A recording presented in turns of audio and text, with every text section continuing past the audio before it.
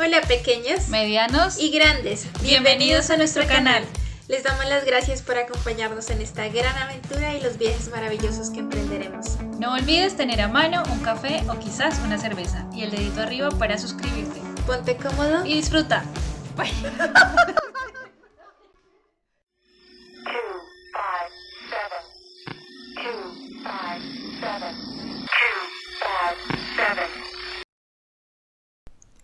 Edgar Allan Poe, El gato negro.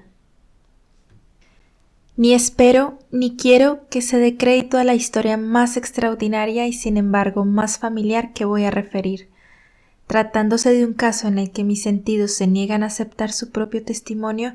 Yo habría de estar realmente loco si así lo creyera. No obstante, no estoy loco y con toda seguridad no sueño. Pero mañana puedo morir y quisiera aliviar hoy mi espíritu.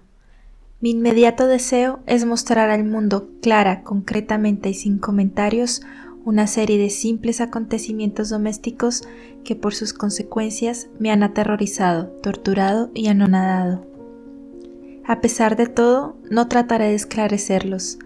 A mí casi no me han producido otro sentimiento que el de horror, pero a muchas personas les parecerán menos terribles que barroques.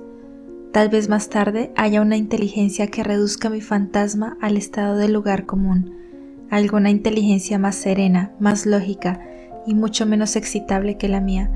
Encontrará tan solo en las circunstancias que relato con terror una serie normal de causas y de efectos naturalísimos. La docilidad y humanidad de mi carácter sorprendieron desde mi infancia. Tan notable era la ternura de mi corazón que había hecho de mí el juguete de mis amigos. Sentía una auténtica pasión por los animales, y mis padres me permitieron poseer una gran variedad de favoritos. Casi todo el tiempo lo pasaba con ellos, y nunca me consideraba tan feliz como cuando los daba de comer o los acariciaba. Con los años aumentó esta particularidad de mi carácter, y cuando fui hombre hice de ella una de mis principales fuentes de goce. Aquellos que han profesado afecto a un perro fiel y sagaz no requieren la explicación de la naturaleza o intensidad de los goces que eso puede producir. En el amor desinteresado de un animal, en el sacrificio de sí mismo, hay algo que llega directamente al corazón, de que con frecuencia ha tenido ocasión de comprobar la amistad mezquina y la frágil fidelidad del hombre natural. Me casé joven. Tuve la suerte de descubrir en mi mujer una disposición semejante a la mía. Habiéndose dado cuenta de mi gusto por estos favoritos domésticos, no perdió ocasión alguna de proporcionármelos de la especie más agradable. Tuvimos pájaros, un pez de color de oro, un magnífico perro, conejos, un mono pequeño y un gato. Era este último animal muy fuerte y bello, completamente negro y de una sagacidad maravillosa.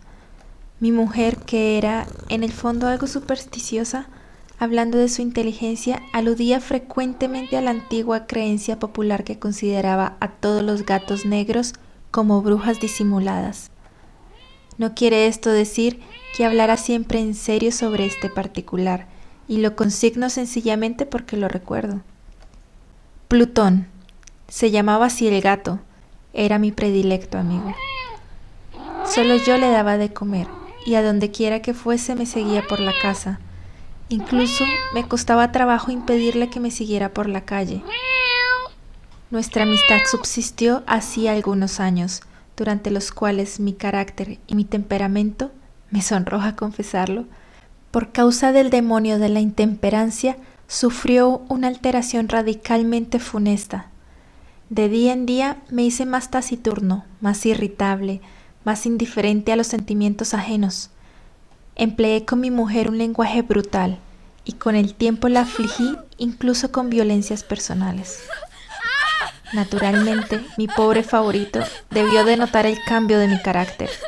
No solamente no les hacía caso alguno, sino que los maltrataba. Sin embargo, por lo que se refiere a Plutón, aún se despertaba en mí la consideración suficiente para no pegarle. En cambio, no sentía ningún escrúpulo en maltratar a los conejos, al mono e incluso al perro, cuando por casualidad o afecto se cruzaban en mi camino. pero iba secuestrándome mi mal, porque ¿qué mal admite una comparación con el alcohol? Andando el tiempo, el mismo Plutón que envejecía y naturalmente se hacía un poco huraño, comenzó a conocer los efectos de mi perverso carácter. Una noche, en ocasión de regresar a casa completamente ebrio, de vuelta de uno de mis frecuentes escondrijos del barrio, me pareció que el gato evitaba mi presencia. Lo cogí, pero él, horrorizado por mi violenta actitud, me hizo en la mano, con los dientes, una leve herida. De mí se apoderó repentinamente un furor demoníaco. En aquel instante dejé de conocerme. Pareció como si, de pronto, mi alma original hubiese abandonado mi cuerpo, y una ruindad superdemoníaca saturada de ginebra se filtró en cada una de las fibras de mi ser. Del bolsillo de mi chaleco saqué un cortaplumas, lo abrí, cogí al pobre animal por la garganta y deliberadamente le vació un ojo.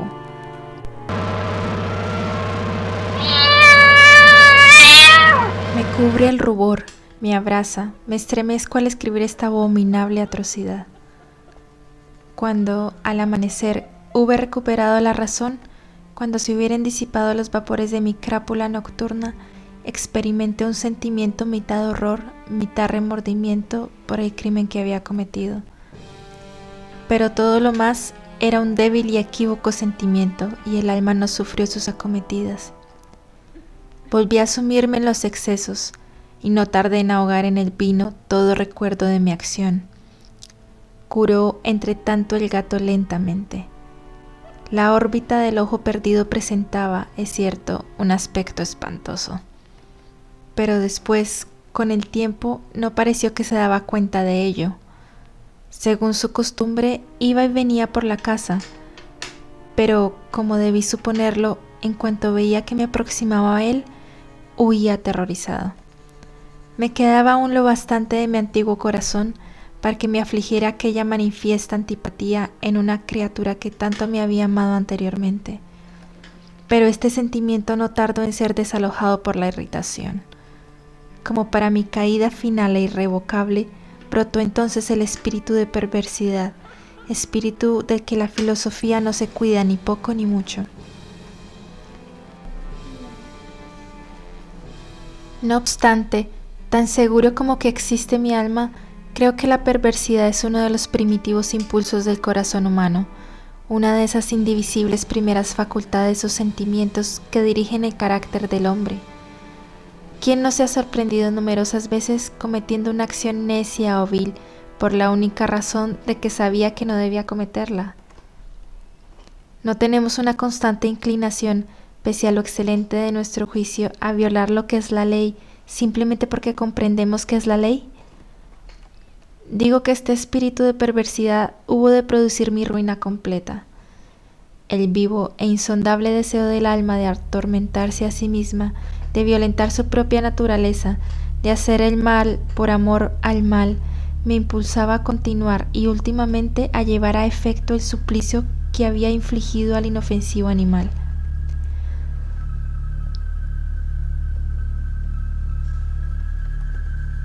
Una mañana, a sangre fría, ceñí un nudo corredizo en torno a su cuello y lo ahorqué de la rama de un árbol. Lo ahorqué con mis ojos llenos de lágrimas, con el corazón desbordante del más amargo remordimiento. Lo ahorqué porque sabía que él me había amado y porque reconocía que no me había dado motivo alguno para encolerizarme con él. Lo ahorqué porque sabía que al hacerlo cometía un pecado mortal que comprometía mi alma inmortal hasta el punto de colocarla, si esto fuera posible, lejos incluso de la misericordia infinita del muy terrible y misericordioso Dios.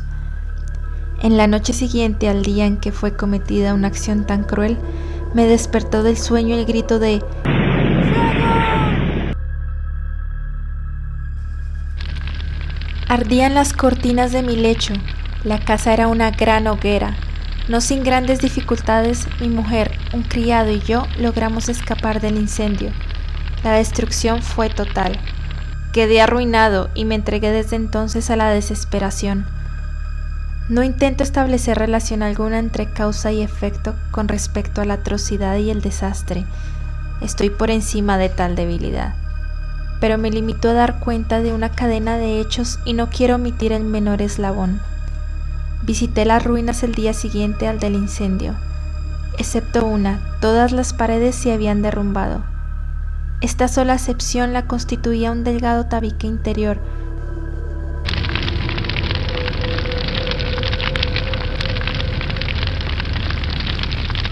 situado casi en la mitad de la casa contra el que se apoyaba la cabecera de mi lecho.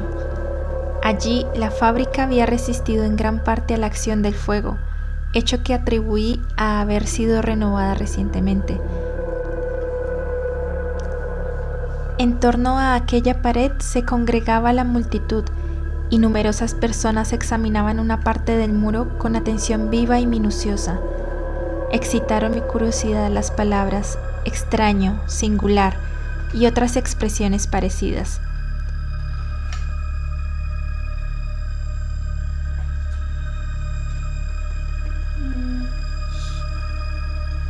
Me acerqué y vi, a modo de un bajorrelieve esculpido sobre la blanca superficie, la figura de un gigantesco gato.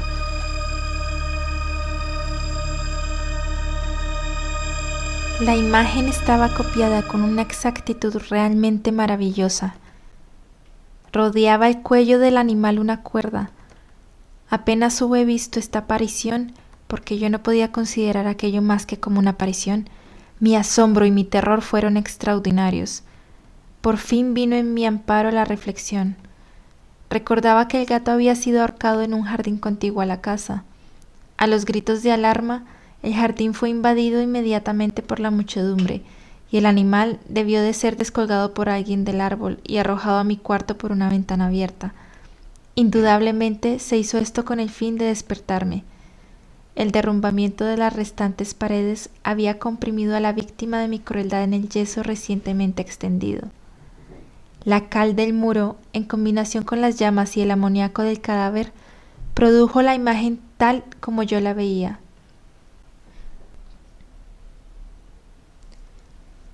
Aunque prontamente satisfice así a mi razón, ya que no por completo mi conciencia, no dejó, sin embargo, de grabar en mi imaginación una huella profunda el sorprendente caso que acabo de dar cuenta. Durante algunos meses no pude liberarme del fantasma del gato, y en todo este tiempo nació en mi alma una especie de sentimiento que se parecía, aunque no lo era, al remordimiento. Llegué incluso a lamentar la pérdida del animal y a buscar en torno mío, en los miserables tugurios que a la sazón frecuentaba, otro favorito de la misma especie y de facciones parecidas que pudiera sustituirle. Hallábame sentado una noche, medio aturdido, en un bodegón infame, cuando atrajo repentinamente mi atención un objeto negro que yacía en lo alto de uno de los inmensos barriles de ginebra o ron que componían el mobiliario más importante de la sala.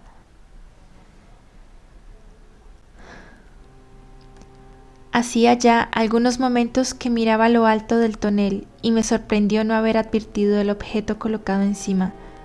Me acerqué a él y lo toqué. Era un gato negro, enorme, tan corpulento como Plutón, al que se parecía en todo, menos en un pormenor.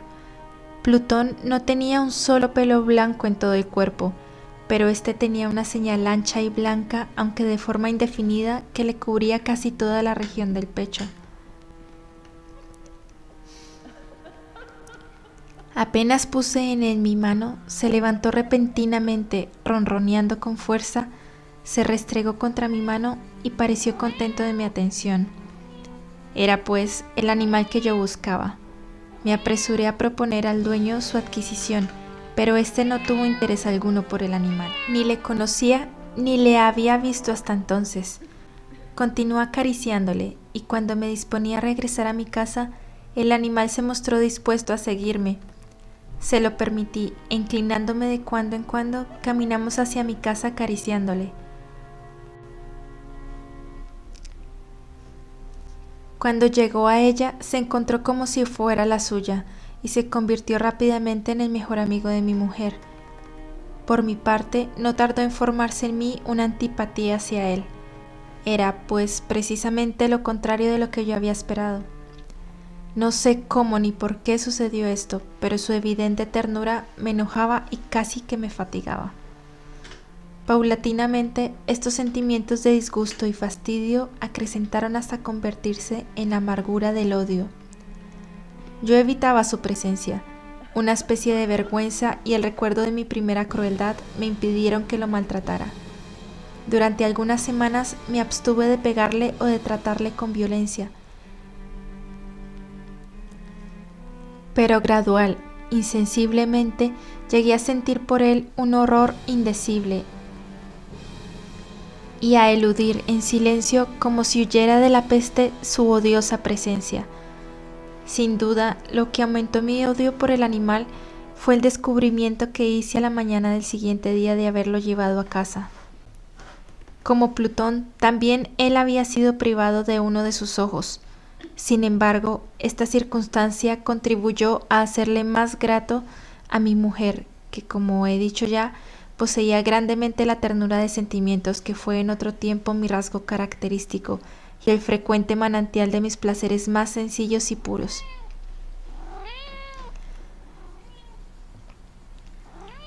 Sin embargo, el cariño que el gato me demostraba parecía crecer en razón directa de mi odio hacia él. Con una tenacidad imposible de hacer comprender al lector, seguía constantemente mis pasos. En cuanto me sentaba, acurrucábase bajo mi silla o saltaba sobre mis rodillas, cubriéndome con sus caricias espantosas. Si me levantaba para andar, metíase entre mis piernas y casi me derribaba, o bien, clavando sus largas y agudas garras en mi ropa, trepaba por ellas hasta mi pecho. En esos instantes, aun cuando hubiera querido matarle de un golpe, me lo impedía en parte el recuerdo de mi primer crimen, pero sobre todo me apresuro a confesarlo, el verdadero terror del animal. Este terror no era positivamente el de un mal físico, y no obstante me sería muy difícil definirlo de otro modo. Casi me avergüenza confesarlo. Aún en esta celda de malhechor, casi me avergüenza confesar que el horror y el pánico que me inspiraba el animal habíanse acrecentado a causa de una de las fantasías más perfectas que es posible imaginar. Mi mujer, no pocas veces, había llamado mi atención con respecto al carácter de la mancha blanca de que he hablado y que constituía la única diferencia perceptible entre el animal extraño y aquel que había matado yo. Recordará, sin duda, el lector que esta señal, aunque grande, tuvo primitivamente una forma indefinida, pero lenta gradualmente por fases imperceptibles y que mi razón se esforzó durante largo tiempo en considerar como imaginaria, había concluido adquiriendo una nitidez rigurosa de contornos. En ese momento era la imagen de un objeto que me hace temblar nombrarlo. Era, sobre todo, lo que me hacía mirarle como a un monstruo de horror y repugnancia, y lo que, si me hubiera atrevido, me hubiese impulsado a librarme de él. Era ahora, digo, la imagen de una cosa abominable y siniestra, la imagen de la horca. Oh lúgubre y terrible máquina, máquina de espanto y crimen, de muerte y agonía. Yo era entonces, en verdad, un miserable, más allá de la miseria posible de la humanidad. Una bestia bruta, cuyo hermano fue aniquilado por mí con desprecio. Una bestia bruta engendraba en mí, hombre formado a imagen del Altísimo, tan grande e intolerable infortunio. Ay, ni de día ni de noche conocía yo la paz del descanso, ni un solo instante duraba el día, dejábame el animal.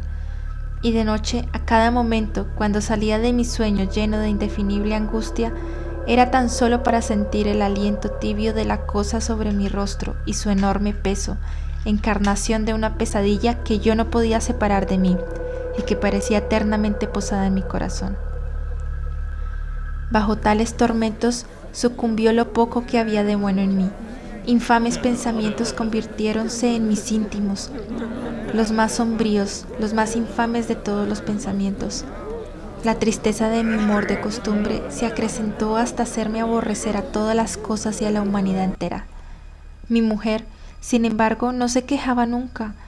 Ay, era mi paño de lágrimas de siempre, la más paciente víctima de las repentinas, frecuentes e indomables expansiones de una furia a la que ciertamente me abandoné desde entonces.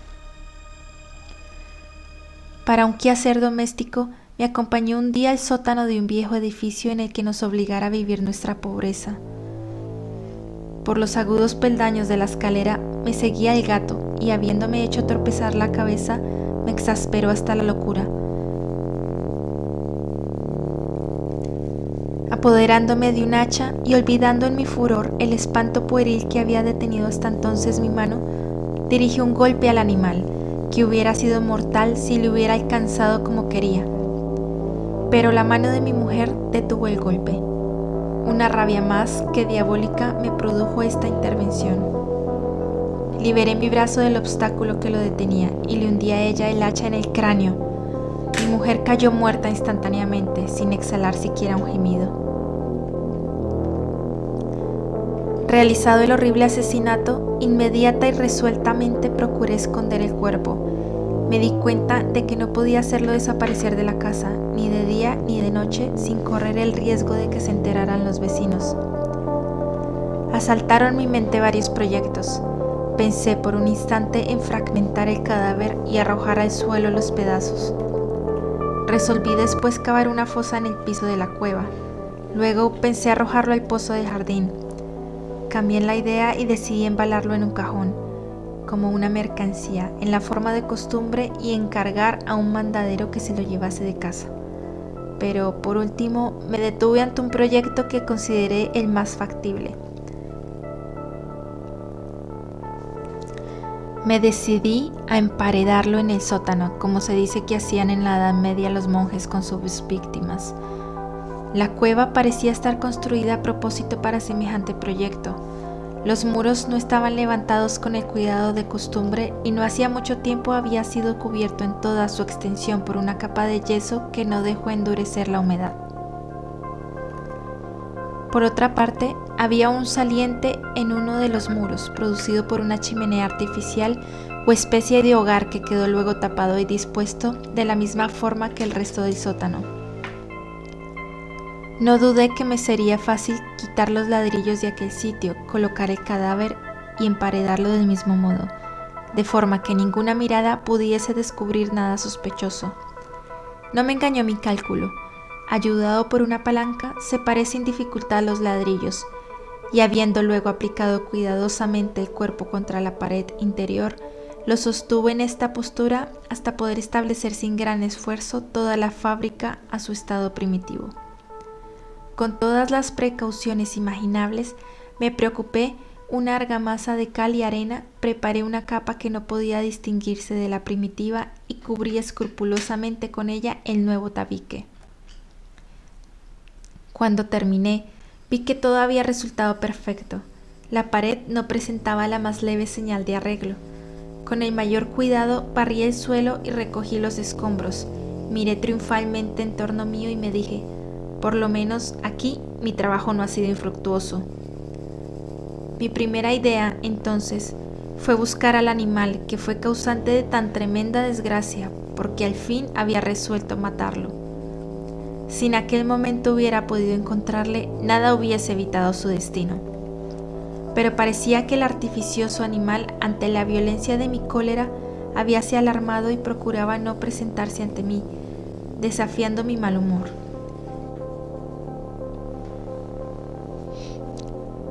Imposible describir o imaginar la intensa, la apacible sensación de alivio que trajo a mi corazón la ausencia de la detestable criatura. En toda la noche se presentó y esta fue la primera que gocé desde su entrada en la casa, durmiendo tranquila y profundamente. Sí, dormí con el peso de aquel asesinato en mi alma. Transcurrieron el segundo y el tercer día. Mi verdugo no vino, sin embargo. Como un hombre libre, respiré una vez más. En su terror, el monstruo había abandonado para siempre aquellos lugares. Ya no volvería a verle nunca. Mi dicha era infinita. Me inquietaba muy poco la criminalidad de mi tenebrosa acción. Incoóse una especie de sumario que apuró poco las averiguaciones. También se dispuso a un reconocimiento, pero naturalmente nada podía descubrirse. Yo daba por asegurada mi felicidad futura. Al cuarto día después de haberse cometido el asesinato, se presentó inopinadamente en mi casa un grupo de agentes de policía y procedió de nuevo a una rigurosa investigación del local. Sin embargo, confiado en lo impenetrable del escondite, no experimenté ninguna turbación. Los agentes quisieron que les acompañase en sus pesquisas. Fue explorado hasta el último rincón. Por tercera o cuarta vez bajaron por último a la cueva. No me alteré en lo más mínimo. Como el de un hombre que reposa en la inocencia, mi corazón latía pacíficamente. Recorrí el sótano de punta a punta, crucé los brazos sobre mi pecho y me paseé indiferente de un lado a otro. Plenamente satisfecha, la policía se disponía a abandonar la casa. Era demasiado intenso el júbilo de mi corazón para que pudiera reprimirlo. Sentía la viva necesidad de decir una palabra tan solo a modo de triunfo, y hacer doblemente evidente su convicción con respecto a mi inocencia. «Señores», dije, por último, cuando los agentes subían la escalera, «es para mí una gran satisfacción habrá desvanecido sus sospechas. Deseo a todos ustedes una buena salud y un poco más de cortesía. Dicho sea de paso, señores, tienen ustedes aquí una casa construida». Apenas sabía lo que hablaba, en mi furioso deseo de decir algo con aire deliberado. «Puedo asegurar que esta es una casa excelentemente construida. ¿Estos muros se van ustedes, señores? Estos muros están construidos con una gran solidez». Entonces, por una fanfarronada frenética, golpeé con fuerza, con un bastón que tenía en la mano en ese momento, precisamente sobre la pared del tabique tras el cual yacía la esposa de mi corazón. ¡Ah! Que por lo menos Dios me proteja y me libre de las garras del archidemonio. Apenas húbose hundido en el silencio el eco de mis golpes, me respondió una voz desde el fondo de la tumba. Era primero una queja, velada y encontrada como el sollozo de un niño. Después, enseguida, se hinchó en un prolongado, sonoro y continuo, completamente anormal e inhumano. Un alarido, un aullido, mitad horror, mitad triunfo, como solamente puede brotar del infierno, horrible armonía que surgiera al unísono de las gargantas de los condenados en sus torturas y de los demonios que gozaban en la condenación. Sería una locura expresaros mis sentimientos. Me sentí desfallecer y, tambaleándome, caí contra la pared opuesta. Durante un instante detuviéronse en los escalones los agentes. El terror los había dejado atónitos. Un momento después, 12 brazos robustos atacaron la pared, que cayó a tierra de un golpe. El cadáver, muy desfigurado ya y cubierto de sangre coagulada, apareció, rígido, a los ojos de los circundantes. Sobre su cabeza, con las rojas fauces dilatadas y llameando el único ojo, se posaba el odioso animal cuya astucia me llevó al asesinato y cuya reveladora voz me entregaba al verdugo. Yo había emparedado al monstruo en la tumba.